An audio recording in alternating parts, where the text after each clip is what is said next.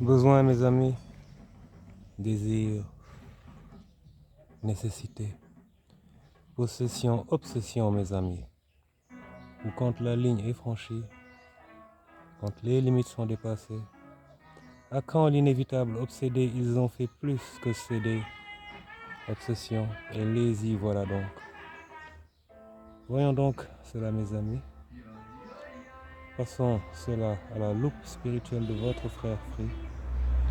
En toute liberté par là même, voyons voir, par le pouvoir du Tout-Puissant, par la clarté de la lumière au nom de la vérité qui éclaire, je vous salue clairement, mes amis.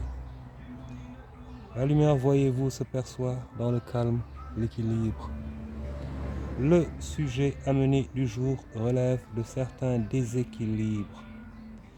Car dans la tête des gens se bousculent besoins et désirs, ce qui initie la recherche des plaisirs et de tout ce que l'on souhaite saisir, de tout ce dont on souhaite se saisir. Les déséquilibres internes déplacent ou inversent les priorités, empêchent le discernement et donc influent négativement sur les comportements. Dans cet exercice d'équilibriste au quotidien, certains, voyez-vous, s'en sortent mieux que d'autres qui s'écartent, eux, du bon chemin, comme l'automobile qui roule au-delà de la ligne continue.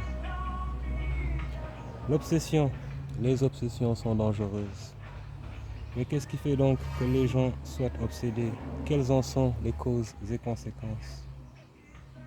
Du point de vue de l'esprit, pour mieux clarifier, en limitant, on peut noter la fixation sur quelqu'un ou quelque chose et la nécessité de combler un manque perçu comme tel du fait de la détérioration des facultés, tout cela dû au fait qu'à la base, le choix soit mauvais. La route n'est clairement pas la bonne, il ne s'agit pas d'une bonne décision, il n'y a plus de logique, ou en tout cas il en manque criardement. Et cela n'arrive pas comme ça du jour au lendemain. Mais ça découle de l'usure de l'être qui croule intérieurement sous le poids des problèmes non résolus et l'accumulation des conséquences des mauvais choix, les passages successifs d'une situation à l'autre et jamais le temps pris de régler concrètement une avant de passer à l'autre.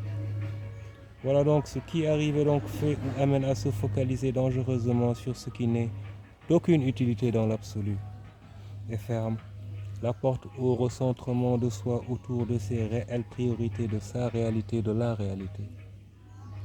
N'oublie pas, mon ami, que quand tu prends une route, tu en délaisses une autre, car le temps n'est pas extensible, mon ami. Tout ça pour dire qu'il en faut du temps pour avoir le temps d'être obsédé par qui que ce soit et quoi que ce soit, il en faut du temps pour ça. Alors il faut bien user de son temps pour se construire et construire, mes amis. Je pense qu'il faut avoir cela à l'esprit pour bien raisonner et faire les bons choix. Après, bien sûr, avoir pris le temps de se mettre à niveau sur les autres plans existentiels, se mettre en capacité de traverser et vivre la vie sans en être simple spectateur mais acteur. Et ça nous permet d'avoir, mes amis, moins d'obsédés dans la société, car il y en a beaucoup, il y a beaucoup d'obsédés, voire beaucoup trop, de tout type, de toutes sortes, en tout lieu. Clarté, mes amis, équilibre, direction, rationalité, temps, aptitude sont donc autant d'éléments qui ressortent de ceux qui précèdent pour exposer de ceux qui, entre autres, de ceux qui amènent ou mènent à l'obsession, mes amis. Alors à éviter l'obsession, on reste focus, c'est pas de la blague cette vie, c'est vie-là même que nous menons, mais ce n'est pas non plus un fardeau, alors il faut faire la part des choses. Juste pour éviter d'être un peu trop léger et s'enliser par manque de sérieux, c'est tout. Ce sera donc tout pour celle-là, à décoder bien sûr, sinon ce serait trop facile. Et en espérant bien sûr que l'intérêt y aura été par le pouvoir du Tout-Puissant.